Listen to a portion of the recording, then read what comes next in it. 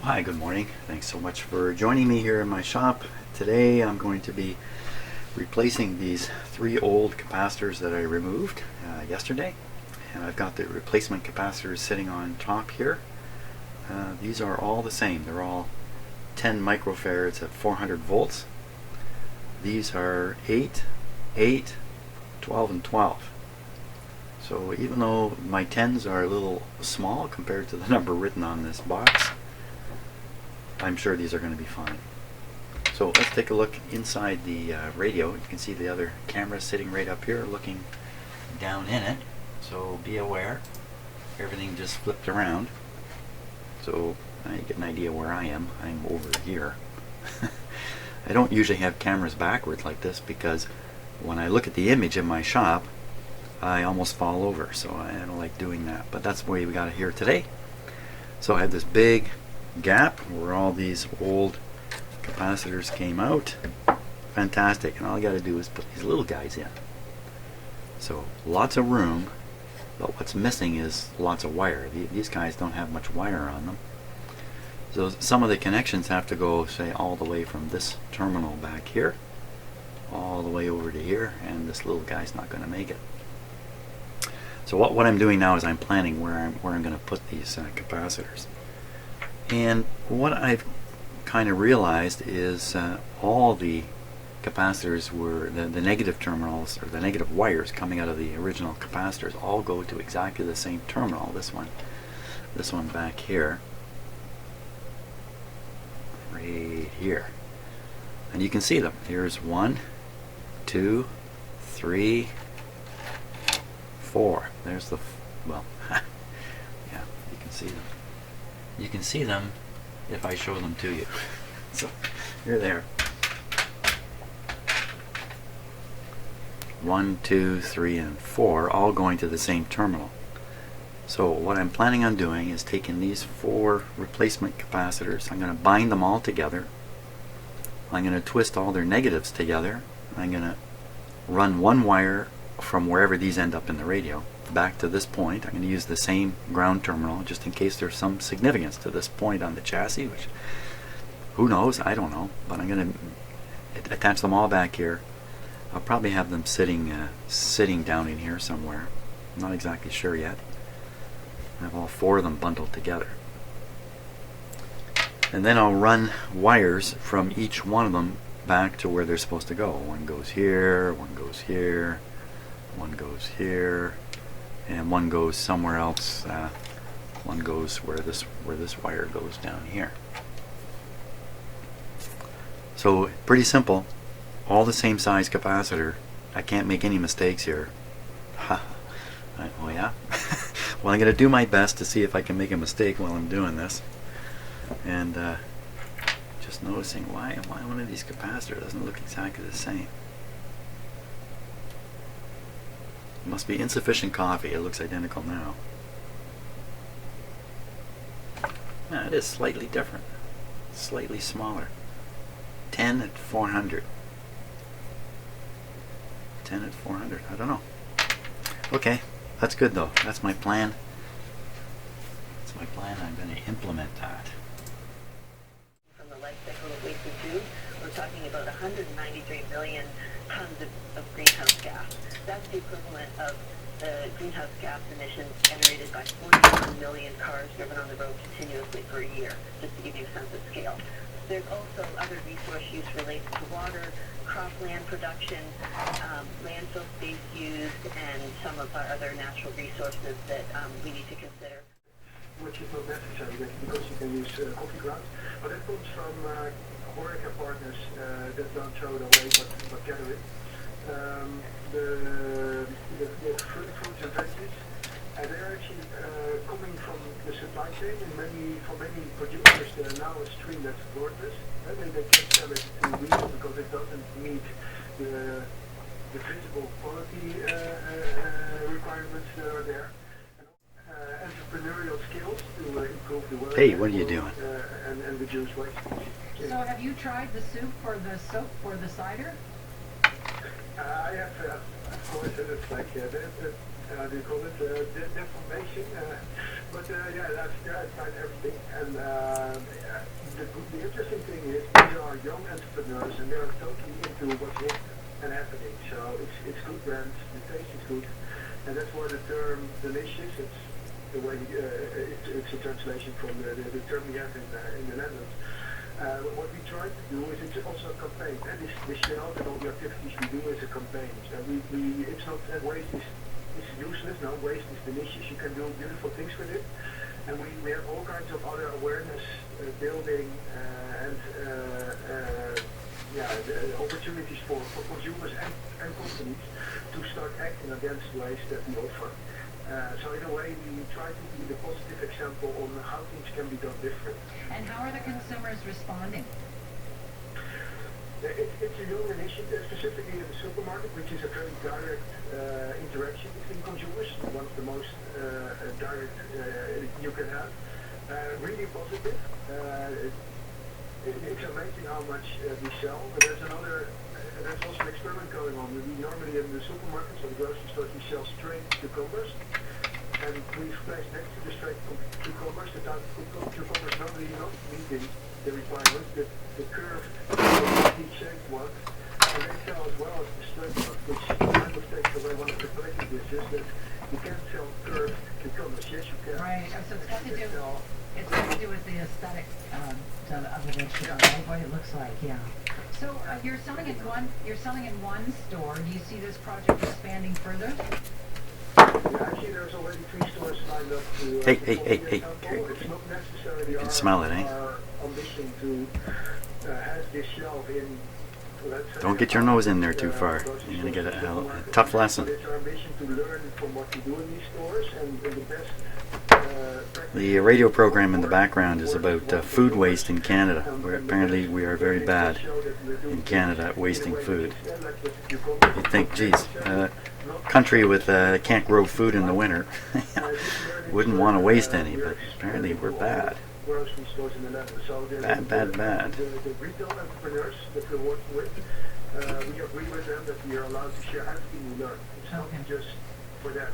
It's meant to for everyone to copy in a way. Okay. Well, maybe there's something we can learn from you. Thanks for your time today. Oh, that's over. Interview over. And have a good day. You too.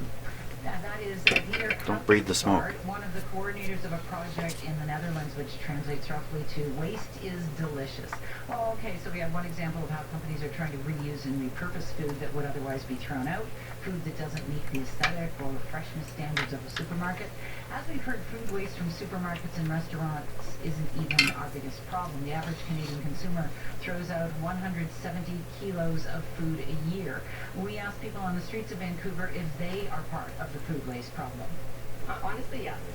Maybe you just forget you bought something and you leave it in the fridge and then you're picking up something else extra. Maybe we need an app for that. What's in the fridge? I mean, if I do waste food, I give it to my dog. So, I mean, it's not all totally going to waste.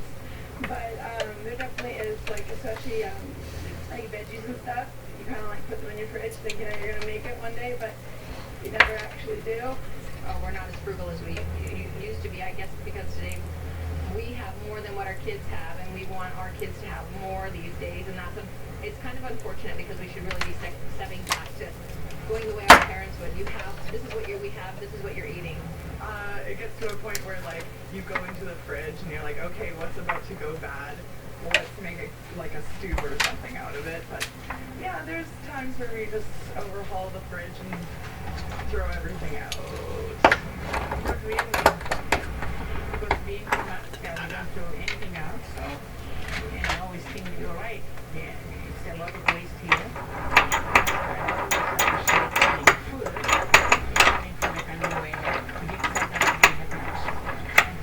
Well, despite years of education campaigns, It's not going to hold very well in there, is it? Remains very real. Monica Labarge has been working on the question of why we can't seem to solve the problem. She's an assistant professor of marketing at Queen's University. Good She enough. focuses on consumer behavior. Monica Labarge is in Kingston, Ontario. Hi. Why? Well, I had failed the literacy test in grade 10, which all Ontario students have to take. Less because I couldn't actually read and write, and more because I was so disengaged as a student that I didn't try and didn't show what I was actually capable of. But that day that in grade 11 I had to return back to school, none of my friends had to go to school because it was only people who were in grade 10 had to write the test. It was kind of probably the most down period I've ever experienced in my life. I felt stupid There we are. and useless, and I was almost like a broken person. And I feel like I start my book with that moment because I feel like with the right or wrong influences around me, I could have been turned into anything. I was a set of pieces. Okay, let's pop this in here. So this long one is supposed to come over to here. So I'm gonna. I cut these wires probably too long, which is fine. That's gonna sit like that. Okay, this negative one is gonna come over this way. Heck, that one's already jumped onto the spot where it's supposed to go, but actually you're not. Actually, I want this one to go over here. And the toughest one is this thing here. What am I going to do here? Hey.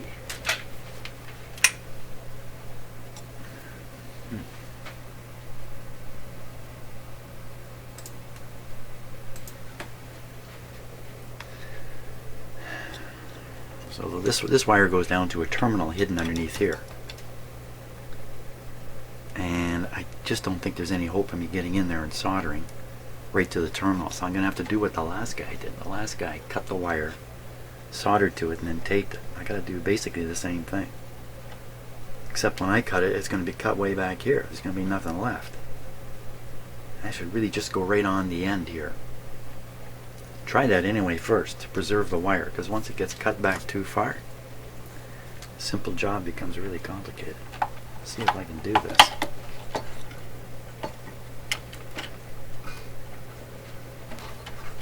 I'm just going to try to cut right through. You know what? I can do it better with cutters, I think. Stuff is pretty brittle, so hopefully just a little bit of cuttering and it's just going to crack off. Let's see. Crack off. Isn't that a slang in the United Kingdom?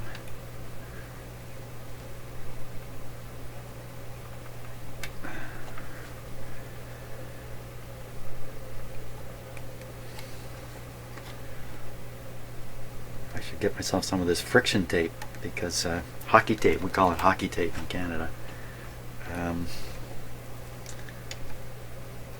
Because wow, it actually works really, really well in the long, long run. I don't think I got anywhere near through it there.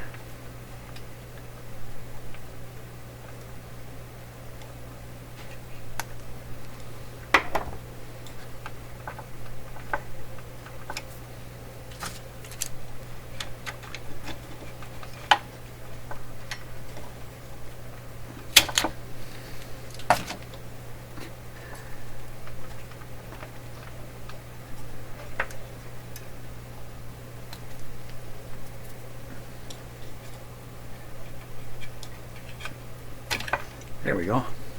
Man, oh, that wire's in terrible shape.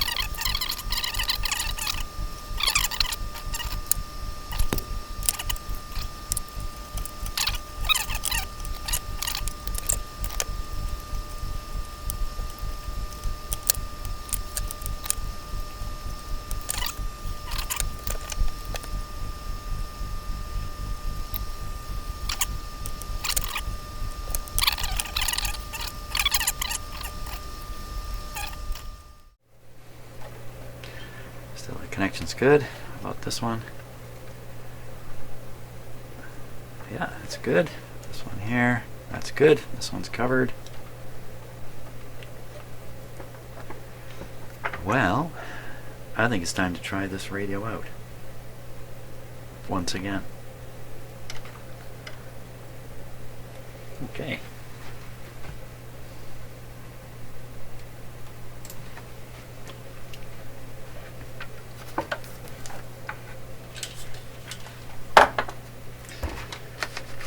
Let's see what we've done here.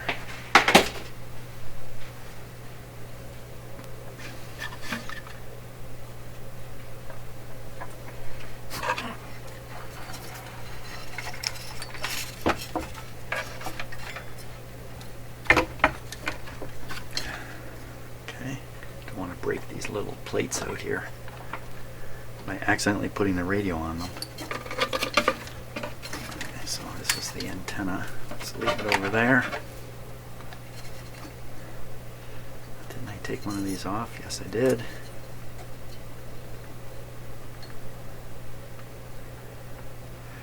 Okay, I think we're ready. Let's see, we're still plugged in over here.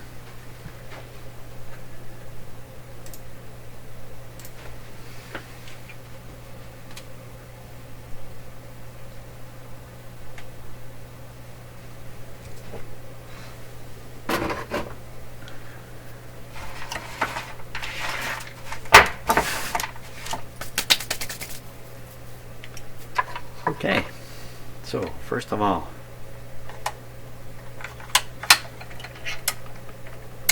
the radio switched on. Volume is set to D.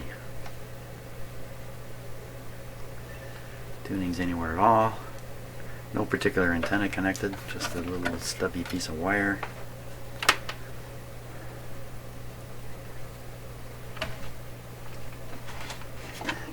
Sitting on the power cord here.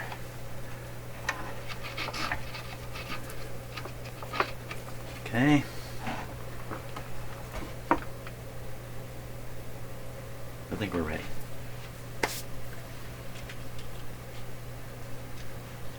Dim lights now. I've done a lot of work right on the power supply, so if I've done something wrong, we're going to find out really quick. And it's going to be potentially a little ugly. So we're going to watch these lights and how bright they come on. They come on fairly bright normally with this radio anyway. Here we go. No, it didn't come on bright at all. In fact, it didn't come on as bright as it has in the past. Let's keep an eye on them. They look very different in the camera than they look with my eye.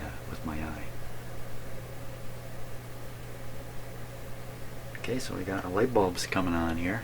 Let's not look up there, let's look down here. These lights weren't on at first. Not sure why these wouldn't come on immediately. Okay, we got a tube knocked around here a little bit. Let's give it some volume now. It does have a little bit of volume. Oh!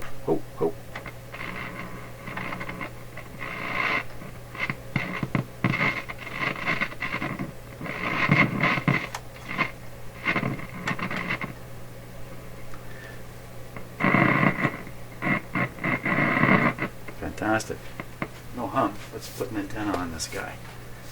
We'll put the junky wire. Not the nice look antenna. We'll start off with the junky wire. Just the capacitance around them. Turn down the volume. Let's go down.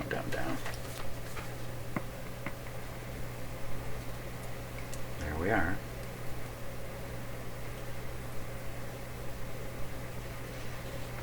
So now we have about 10 feet of wire on this radio. What do we get?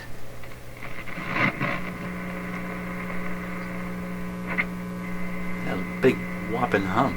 That's because of this volume control.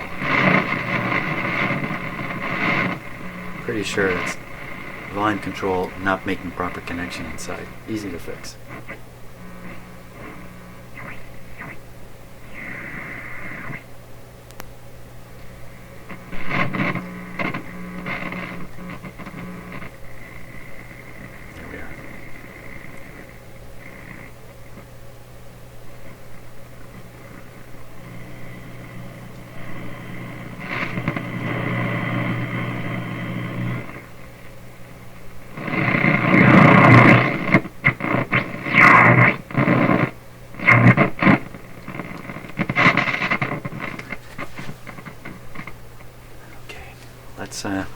let's clean this guy up at this point here. Let me shut off the power.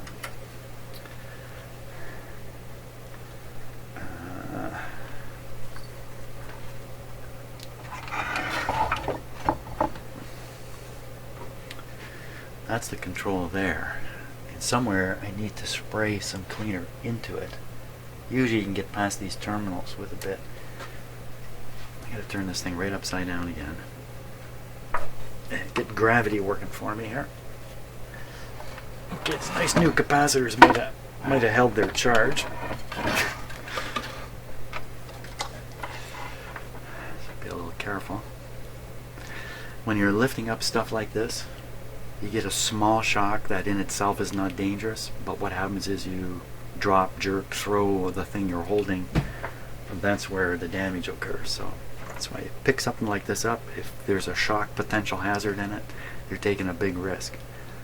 Not from the shock again, but from dropping something. So I try not to let that happen.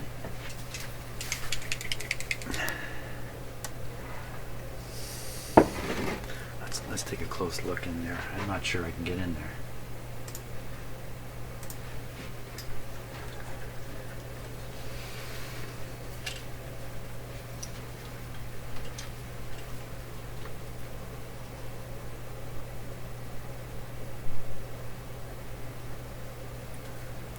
Take a little bit of a closer look.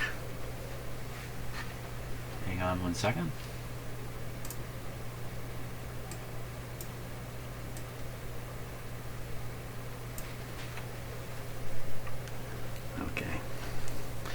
Is there a hole in there? Those look pretty darn tight. Actually, in the back here, this way might be a better way in. The idea is to kind of blast it in. Now, sometimes there's holes right in the back of these things. There's holes in the sides.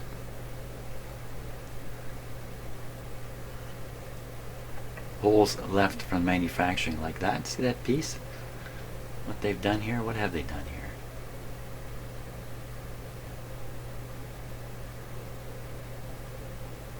It's kind of weird looking.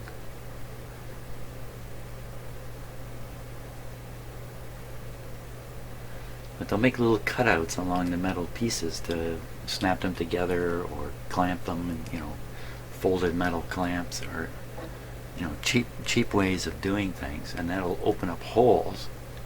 You get a chance to stick your cleaner through, if you can find any. Well, I don't know. I guess maybe a touch might go in there. I think my best bet is on the top of these terminals. Just blast it in there. Especially the middle one here.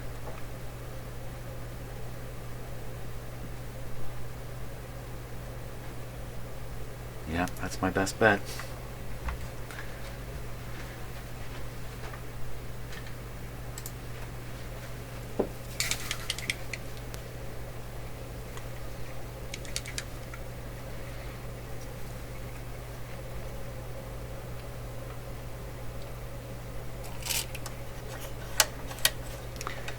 About blasting it in, it just kind of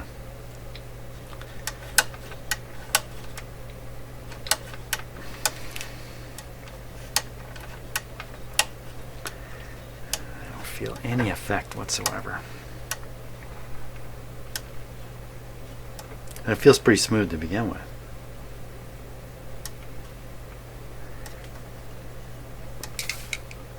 I'll put it in the bottom here too, just in case.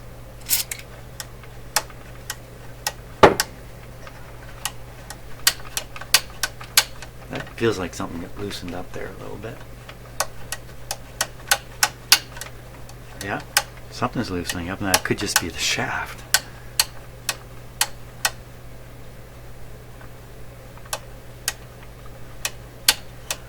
Can't do much more than that, though. Wait a second. Maybe there is another spot here. Right in the front area. like there's a metal plate or a cardboard plate that's actually kind of bent open or something. Let me get a screwdriver in there. What's this? Huh? How do you like that? What's that? What's that reveal?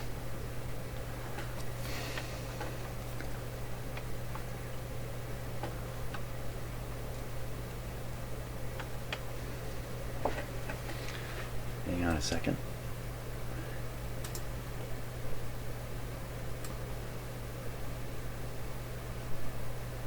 Okay, let's see what we can see now. Looks like it's open there from what I can see with my eyes. I can put the camera in there and block on the light right away. 1 second here.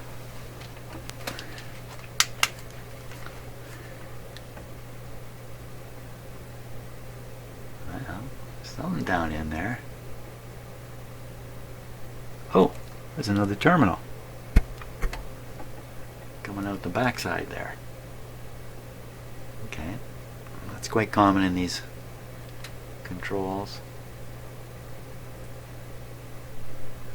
I don't know, should I spray junk down in there? Does it look like it would do any good? Probably know I fixed it already. It's kind of mysterious.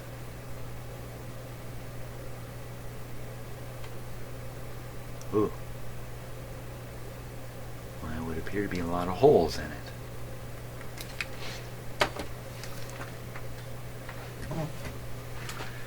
There's holes in there.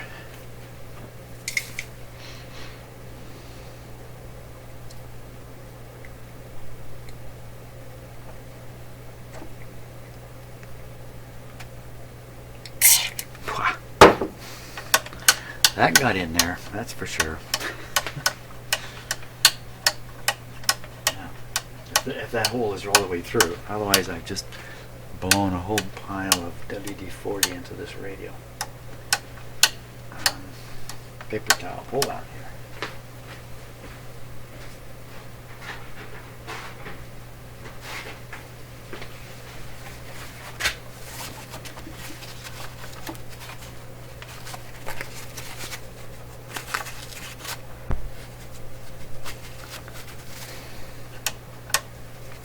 Well, I sure hope that cleaned it up. Oh. Let's give it another try. What about the other control? No, the other control looked like a wire wound resistor, and there's no way I'm going to spray stuff in that kind. At least not WD-40.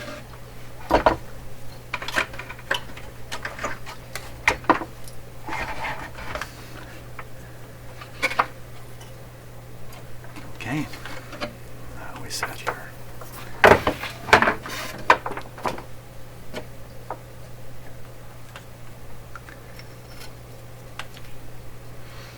Okay, I think we're all set once again.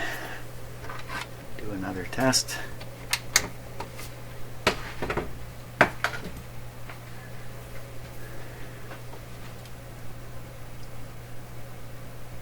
Okay.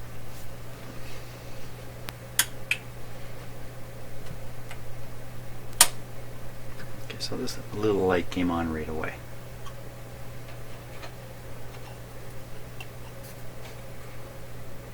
It's just loose light bulbing. Loose light bulbage. Or it'd be loosage. That's the problem. Okay, I'm going to give it some time to warm up.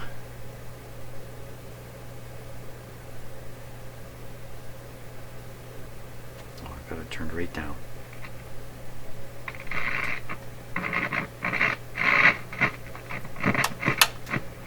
Have done much good.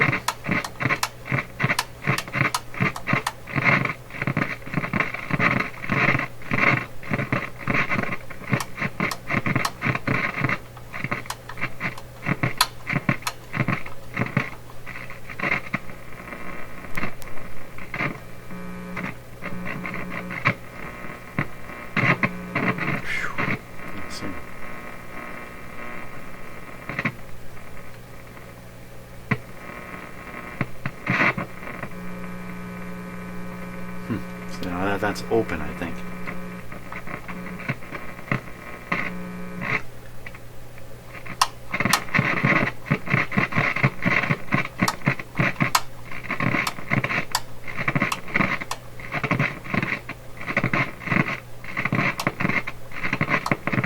It doesn't seem to be changing its pattern at all. Okay, let's get some noise on here.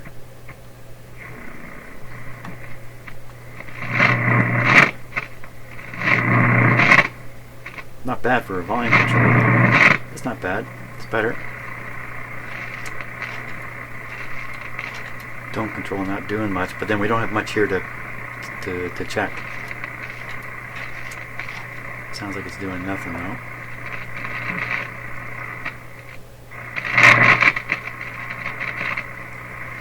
Okay, 640.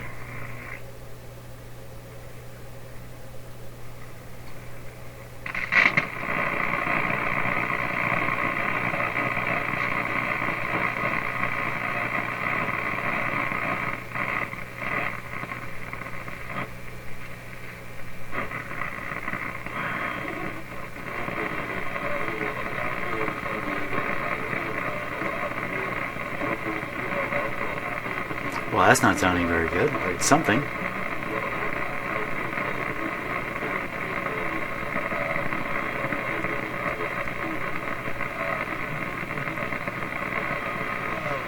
Okay, let's leave it right here.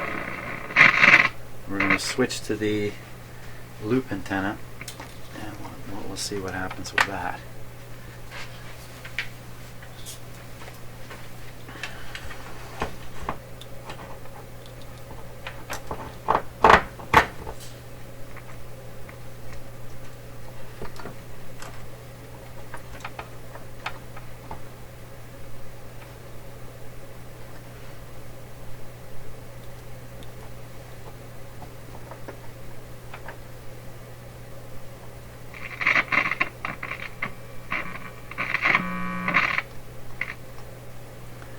Very quiet, there's no noise. And we'll see if we can get a signal.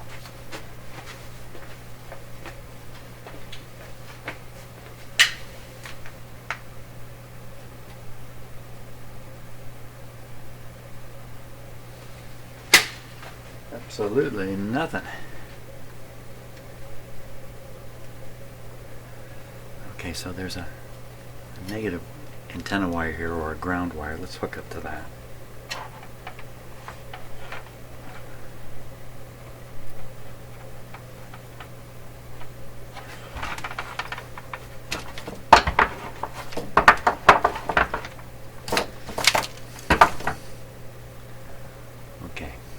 Nothing shorted here. Pretty crappy way of hooking it up. See, these two antenna wires just come around and go into this coil right here.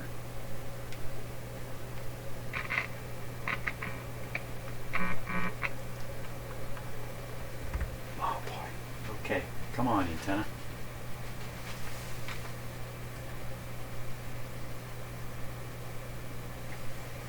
Doesn't want to pick a thing up from here. Why is that?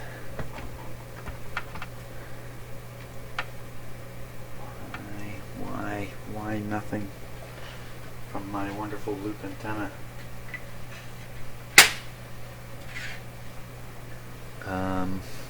Radio's not tuned to the station. That's why.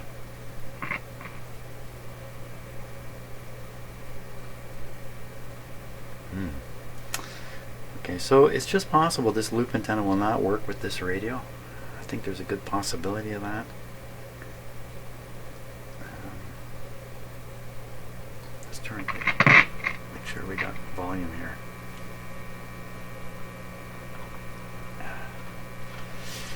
It's a very, very low impedance antenna, so it's essentially a short circuit on the antenna input into the radio when you hook up a loop antenna like the one I'm using.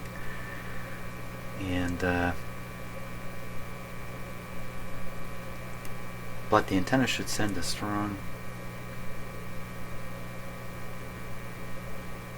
I did have this right on 640, didn't I? You know what else? We're running this on low voltage here. Let's put it on full. That's full.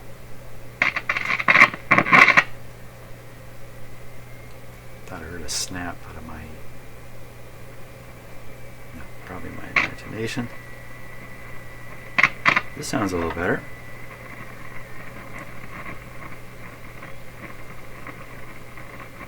Can hear something.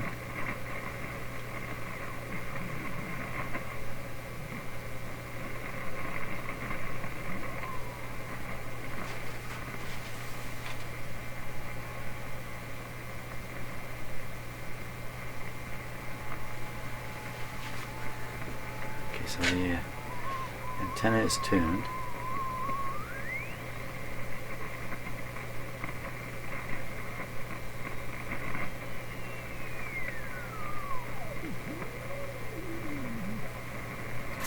Wow, other radios really do great with this antenna, my loop antenna. We know that there's a range of activities here. Oh. Some are cyber. Maybe and this some dial's are like way the off. kind of disinformation campaigns that can happen pretty much in any medium. Anything, Whoop. you know, the kind of just trying to get journalists to Ah, publish there's some their trouble stories effect here. through to trying to amplify or suppress certain stories on social media. I was mentioning to you earlier this morning about Facebook. Facebook staff to basically try and prevent of the platform. And one of the things that Mark Zuckerberg had said was that even though they are spending more money on defensive double-check the cyber antenna. preparations, fundamentally, when the Russians are trying to weaponize Facebook and social media, there's only so much we can do. Okay. On the defensive. There we are. And he's Now right we're about hearing it that, for and what that's it is. Some of the activity we have been seeing here in Canada. You heard Stephanie Carbon there. I'm just listening now for distortion. She began her comments by referring to Freeland. She means Chrystia Freeland, our foreign affairs minister, who was herself targeted by...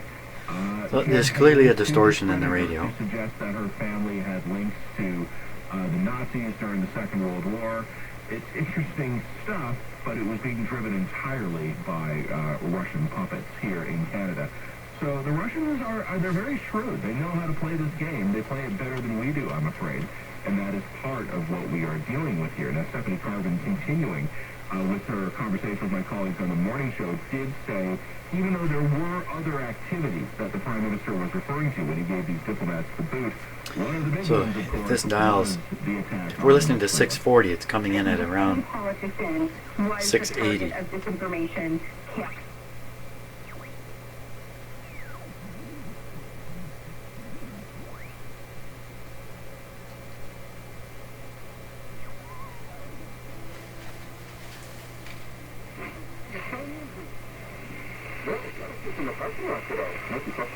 Yeah, that was me tuning the antenna just there.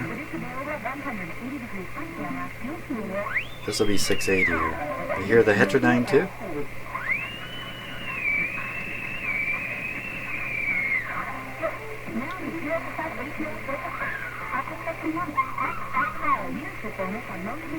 Okay, fantastic. So, next step. Next step with this radio is to do some more of those older paper capacitors and see if we can't start picking up the quality of the sound and the like. This could be a bias problem in one of the tubes that's making it distorted the way it's distorted. It could even be the speaker itself. The cone rubbing can have some distortions that are, for me anyway, easily I mistake problems with the speaker for problems in the radio. It's surprising sometimes. I think the next step really is to get some of these old paper capacitors, or whatever they are, in fact, underneath this radio out. And I'm sure that's going to give some kind of improvement. No use trying to align it yet. How do you align this thing? Must be from underneath, or maybe it's from the sides. You know, the tuning capacitor. Oh, look. You can't look. Yeah, you can. Look. I remember this now. You see the holes in the cabinet?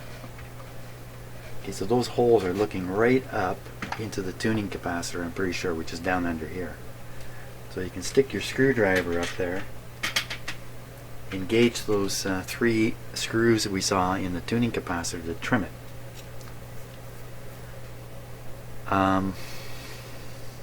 you know, there's no particular shield on this radio in any way. Why would it matter if I did it out here flipped upside down? I don't think it would matter. And then there's some other things that have to be tuned. Maybe they're in the back here. Take this off now. A lot of you are asking questions about my loop antenna. I understand exactly why you're doing that, because it's pretty impressive. I've been really impressed with it. This is an antenna I built in college out of a broomstick, basically, just junk. I just built it out of junk, kind of on a whim, no particular measurements, hardly anything. Hey, no YouTube to consult back then. And lo and behold, that actually works pretty good. Here it is. How many years later? Well, I guess I built this in 1976 or 77. So here we are 40 years later. And I'm really putting it to work finally. So, but I will do a video just about my antenna. I'm thinking of building a few more of them. They're really easy to do. So anyway, that's on the antenna side of it.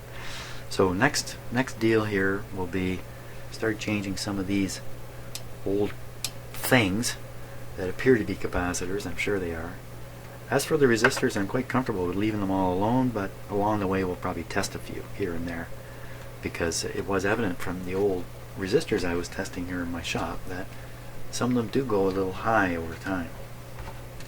So fantastic. That's it for today. And I'll see you tomorrow for tomorrow's video.